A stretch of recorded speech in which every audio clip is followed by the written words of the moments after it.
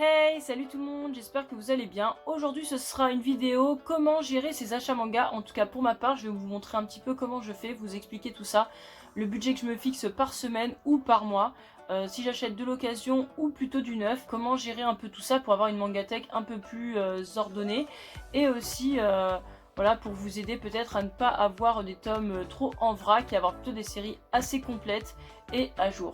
Voilà, c'est juste pour vous aider si jamais vous avez besoin, je pense que ça peut aider certains. En tout cas, nous allons voir ça ensemble et c'est parti. Alors déjà, on va parler de ma situation. Donc déjà, oui, c'est vrai, je travaille. Je ne vis pas non plus chez mon père ni chez ma mère. Je n'ai pas d'enfants à charge, donc forcément, ça aide pas mal. Je ne gagne pas non plus des millions, loin de là. Je m'en sors à chaque fois pour quelques mangas, une trentaine, une quarantaine à peu près par mois, grand maximum. C'est déjà arrivé que j'en ai un peu plus de 60, mais ça, on va dire que c'était assez exceptionnel. C'était en période de confinement, donc il n'y avait rien d'autre à faire, pas de sortie, pas d'autres achats à part de la nourriture. Donc je sais pas si cette vidéo concernera des étudiants ou des mineurs qui sont encore chez papa maman et qui doivent attendre généralement leur anniversaire ou Noël pour avoir des mangas.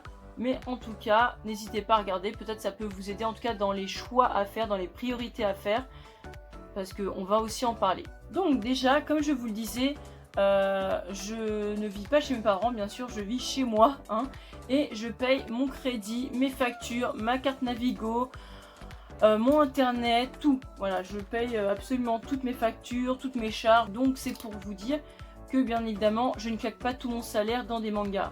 Ce serait tout bonnement impossible, je serais endettée jusqu'à la moelle sinon. Donc c'est juste tout bonnement impossible pour moi de claquer des 1000 euros, 500 euros de manga.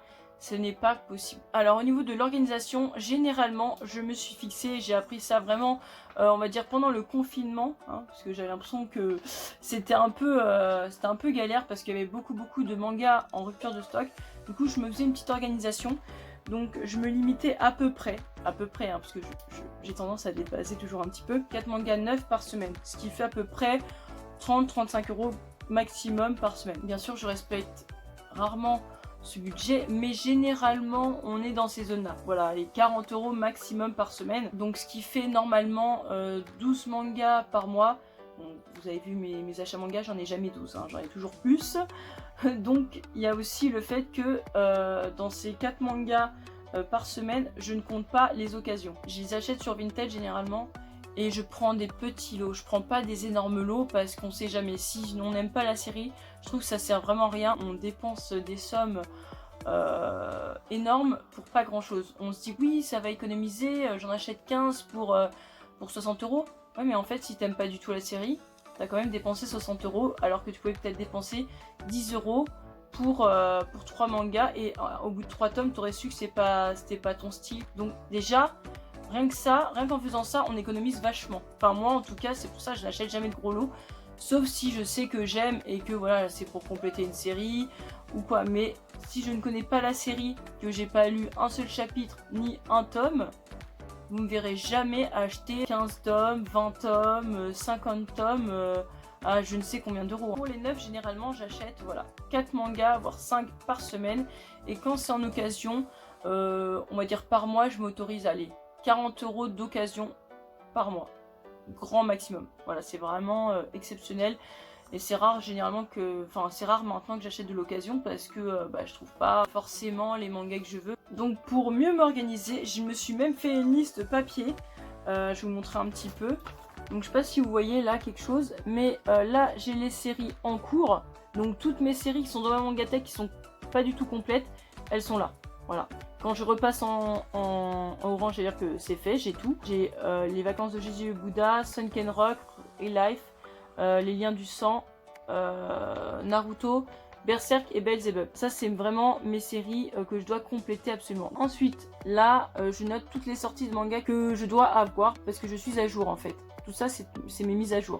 Donc là, octobre, il me manquait que All Boy tome 4. Donc maintenant, je l'ai, vous l'avez vu dans mes achats manga. Donc je l'ai repassé en orange. Ensuite, là, j'ai noté toutes les sorties du mois de novembre pour être à jour. Donc, je les ai tous. Du coup, j'ai fait celle de décembre. Voilà, donc j'en ai un bon paquet. Je dois avoir tout ça. Donc, pour l'instant, j'ai rien coché parce que j'ai rien acheté. À côté, je mets quand même aussi les séries que j'aimerais essayer. Dont je n'ai aucun tome, mais que j'aimerais quand même éventuellement essayer. Donc là j'ai mis Sayuri, bon, je l'ai, donc c'est fait. Là je crois que c'est un yaoi particulier, donc je voulais le tester mais je sais pas, hein, ça se trouve que je vais le barrer. Ensuite j'ai l'Attaque des Titans édition colossale que j'aimerais énormément avoir. Mais bon, ça vous verrez au prochain achat manga. Comme vous pouvez le voir sur ma liste, mes priorités c'est vraiment les mises à jour. Voilà, les mises à jour c'est vraiment très important pour moi parce que je trouve que si on essaye de compléter une série avant, après on est perdu, on a 2 tomes qui se baladent d'une série à une autre, enfin on sait plus et c'est vraiment galère après pour s'y retrouver, pour bien se réorganiser. Donc moi à chaque fois que je dois par exemple acheter 4 mangas par semaine, je mets en priorité du coup en nouveauté. Une fois que j'aurai tout complété ou que je serai dans les bonnes dates parce que tout ne sort pas en même temps bien évidemment, ça sort en décalé, je rachète dans ce cas-là dans les séries à compléter. C'est plus pratique pour moi, je suis beaucoup mieux organisée. J'utilise aussi l'application Manga Collect, donc qui va se trouver ici. Et en fait, comme on peut voir, on trouve du coup les dates, à quel moment sort les mises à jour, du coup les tomes qui vont sortir. Et aussi combien tu as de mangas, bien évidemment, les séries que tu as et combien il t'en manque. Franchement, n'hésitez pas avec cette appli, elle est super bien, elle est vachement pratique. Dès que vous avez acheté votre manga, vous pouvez le remplir. Il y a vraiment toutes les séries et ils mettent toutes les nouveautés, tous les genres, il y a vraiment de tout, toutes les éditions. Donc franchement, si vous l'avez pas, n'hésitez pas à l'ajouter et à la mettre à jour comme ça, même quand vous êtes en magasin et que vous n'avez pas forcément de liste, bah vous savez exactement où vous en êtes quoi. Vous n'êtes pas obligé de vous souvenir ou d'acheter au hasard ou de vous priver parce que vous avez peur d'avoir des doublons. Alors après, personnellement, je n'aime pas du tout avoir des séries non complètes. Ça me stresse un peu. Comme moi, j'aime beaucoup aussi en commencer en même temps. Ça peut poser problème. Donc ce que je fais en fait, c'est quand une série est terminée, je peux éventuellement en commencer une autre. Et le prix des tomes ne me freine pas du tout. Voilà, si j'aime, je prends. Si j'aime pas, bah, je prends pas, logique. Mais c'est vrai que tout est une question pour moi de feeling, d'envie et de plaisir. Pour vous faire un petit rappel, moi personnellement j'achète en priorité toutes les mises à jour, donc toutes les nouveautés qui sortent, enfin tous les derniers tomes qui sortent dans le mois. Ensuite je complète éventuellement les séries, j'essaye un maximum de les compléter au fur et à mesure quand même dès que je peux. Quand je termine une série, je peux en racheter une autre. Il n'y a pas de souci, je peux en essayer une autre. Et ensuite, concernant l'occasion, je n'achète jamais de gros lots. On arrive à la fin de la vidéo, j'espère que vous avez passé un bon moment et que ça a pu vous aider dans l'organisation, dans vos priorités, tout ça, j'espère. Après, je n'ai pas une organisation forcément parfaite, mais c'était vraiment pour vous aider parce que j'imagine bien que quand on voit certains acheter des tonnes et des tonnes de mangas, on se demande vraiment comment ils font. Et bien en tout cas, moi je n'en achète pas forcément des tonnes, j'en achète je sais beaucoup pour certains. Et du coup, je voulais vraiment vous partager un petit peu mon organisation, comment je fonctionnais, sans pour autant abuser, mais tout en me faisant plaisir. J'espère que cette vidéo vous aura plu. Si c'est le cas, n'hésitez pas à lâcher un petit pouce bleu et à vous abonner pour de prochaines vidéos. Salut!